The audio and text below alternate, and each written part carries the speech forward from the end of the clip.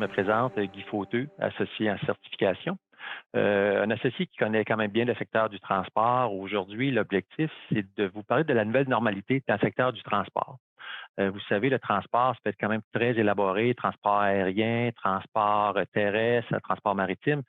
Aujourd'hui, on va vraiment se limiter au transport terrestre et aussi également de entreprise vers entreprise, donc manufacturier vers un autre manufacturier. La pandémie dans le secteur du transport terrestre a eu quand même autant d'impact qu'elle en a eu sur nos entreprises à nous.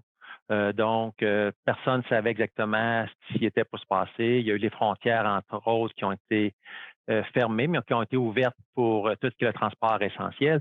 Mais ce que ça avait comme particularité, c'est qu'il y avait des entreprises ici au Québec qui étaient fermées, qui avaient arrêté la production. Il y avait aussi des entreprises aux États-Unis qui avaient arrêté la production. Donc ça a été très, très difficile pour savoir, d'être capable de trouver, entre autres, des retours. Comment on faisait pour ici, quand tu devais aller livrer des choses aux États-Unis ou en Ontario, ben, est-ce que je suis capable d'avoir un retour? Et ça a été vraiment l'élément particulier et difficile. Il y a eu aussi des chauffeurs qui ne voulaient plus aller aux États-Unis, entre autres à cause de la COVID et ainsi de suite. Donc, ça a eu un impact majeur sur la rentabilité des entreprises et aussi également sur tout l'aspect humain parce que nos transporteurs devaient gérer le côté humain, donc d'essayer de convaincre leurs camionneurs de pouvoir aller soit aller dans une autre province ou bien d'aller aux États-Unis. Suite à cet arrêt temporaire-là, les gens rapidement se sont rendus compte que l'activité, l'exploitation continuait à avancer.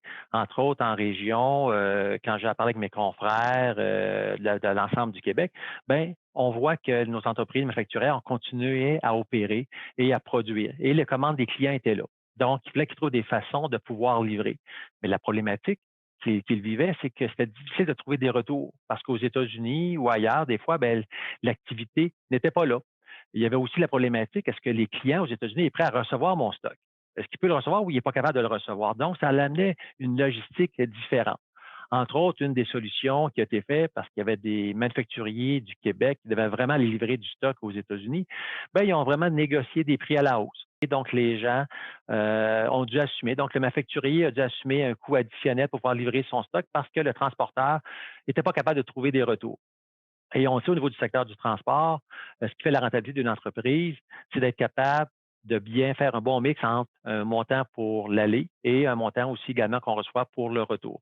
Aujourd'hui, l'impact de la pandémie, je vous dirais, au niveau du secteur du transport, elle a moins d'impact parce que les entreprises ont recontinué à fabriquer des biens. La demande, elle est là. La demande, elle est là. On le voit beaucoup. On le voit, elle est là au niveau des besoins au niveau du consommateur et ainsi de suite. Donc, il faut continuer à produire. Il faut continuer à produire. Ce qui était là comme problématique auparavant, qui est encore là aujourd'hui, qui était accentué, je vous dirais, c'est la pénurie de main-d'œuvre. Le gros défi est vraiment celui-là aujourd'hui et non la pandémie. La pandémie n'a fait qu'accélérer la pénurie de main-d'œuvre, considérant que les gens, plusieurs ne veulent pas aller aux États-Unis, par exemple, à cause de la COVID. Donc, ça fait que moi, j'ai des clients qui sont dans le secteur du transport et qui présentement manquent de chauffeurs. C'était déjà un besoin criant qui était là auparavant et c'est encore aujourd'hui accentué. Accentué, donc les gens ont encore moins de chauffeurs qu'il y en avait. Donc ça, c'est vraiment une normalité qui était là auparavant, mais qui est encore là aujourd'hui davantage. Donc, il faut vraiment aujourd'hui que les entreprises doivent axer sur voir comment je m'assure de trouver des chauffeurs pour pouvoir conduire mes camions. Et puis, on peut dire, bon, on peut augmenter les salaires, mais présentement, je vous dirais, les salaires qui sont payés au niveau des chauffeurs de camions sont fort importants. Fort importants. Il y a eu, moi, entre autres, mon client a déjà donné des augmentations depuis 2, 3 ans de 10 15 même 25 d'augmentation de ses salaires. Et malgré ça, il y a de la difficulté à trouver des chauffeurs. Une autre solution aussi qui existe pour pouvoir prévenir la pénurie de main-d'œuvre, de chauffeurs de camions, c'est le recrutement international. Entre autres, on a une filiale chez nous au Resourcing qui est capable d'aller faire du recrutement. On sait que même ailleurs dans le monde, dans les pays francophones, il y a beaucoup de chauffeurs de camions qui n'ont pas d'ouvrage. Donc, c'est un endroit.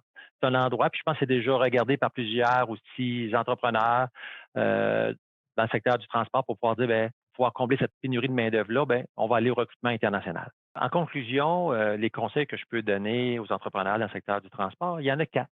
Il y en a 4 en soi qui je pense, qui sont valables pour vous, mais qui sont valables aussi pour n'importe quelle autre entreprise en soi.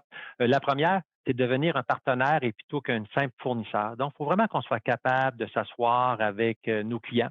Deuxième conseil, soyez souple et développez votre capacité à vous adapter tout en assurant votre rentabilité. Donc, l'innovation, ça demeure. Donc, chacun d'entre vous, vous devez continuer à innover.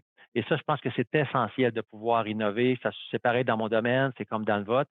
Et aussi de s'assurer de contrôler nos coûts. Et présentement, dans le secteur du transport, on suit les coûts les plus importants. L'essence, le diesel, c'est un élément important. Les assurances aussi, c'est un coût qui devient important. Troisièmement, faire preuve de transparence. Donc, je pense que c'est important d'être transparent avec notre personnel. Et finalement, prenez soin de vos employés. Je pense que ça, on ne le dira jamais assez. Je pense que c'est l'élément principal. Donc, prenez soin de vos chauffeurs. Soyez à leur écoute. Trouvez des solutions pour eux. Essayez de les aider à ce qu'ils puissent avoir moins peur d'aller aux États-Unis, d'aller moins peur de prendre la route, et ainsi de suite. Et ça, si vous êtes près de eux, vous les écoutez, je pense qu'ils vont être reconnaissants. Et ça, je pense que tout le monde sera gagnant.